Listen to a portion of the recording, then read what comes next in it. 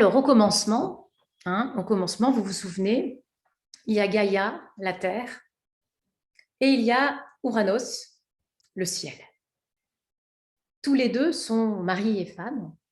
Et le ciel, Ouranos, vient féconder la terre. Nuit après nuit, il vient avec ses organes génitaux célestes, il vient ensemencer la terre, ensemencer Gaïa, et Gaïa enfouit tous ces enfants dans le cœur dans son ventre, hein, donc dans le cœur de la terre, au centre de la terre. C'est bien beau tout ça, puis un jour Gaïa, elle en a un petit peu marre, et elle demande à son dernier-né, Saturne, donc Chronos, hein, parce qu'on est dans la mythologie grecque, là, dans ce que je vous explique, elle demande à Chronos, ouais, s'il te plaît, tu voudrais pas prendre cette petite serpe, elle est pour toi, je te la donne.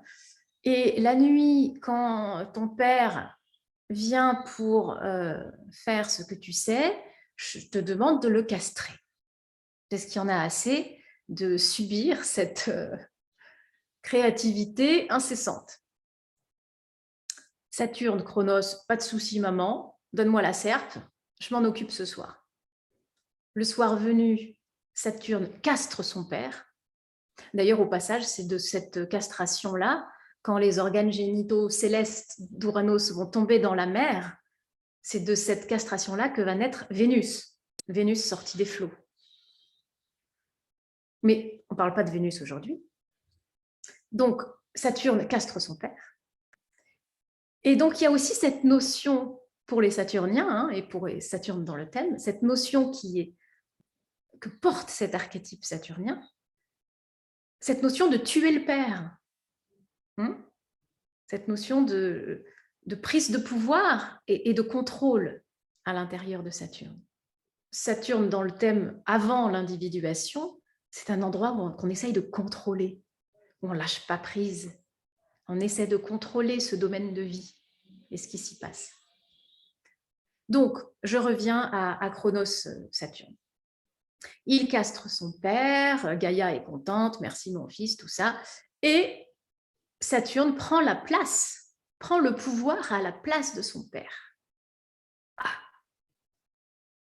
Il prend sa place et il se dit, tiens, moi avec ma femme Rhea, ce serait bien qu'il ne m'arrive pas la même chose.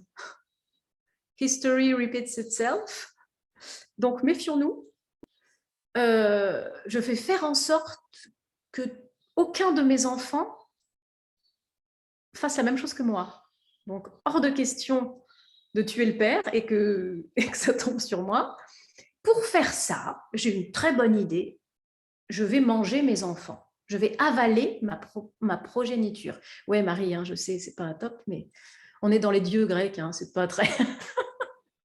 Donc, Saturne va avaler chaque nouveau-né qui arrive.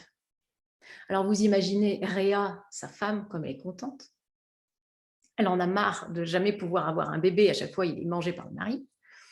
Donc, un jour, elle décide d'emmailloter une grosse pierre, une pierre avec la forme d'un bébé quand même, et elle le file à Saturne.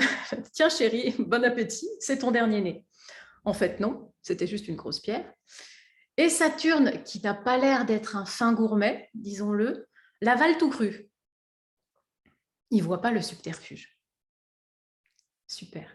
Il se trouve que le dernier-né qui n'a pas été mangé par son père, c'est Zeus, c'est Jupiter. Ah ah, super, il est passé entre les mailles du filet. Donc, j'essaie de, long story short, j'essaie d'abréger un petit peu. Il va falloir pour Saturne, à un moment donné, qu'il vomisse tous les enfants qu'il a ingérés. Il va falloir qu'il les recrache. C'est Zeus qui libère ses frères et sœurs.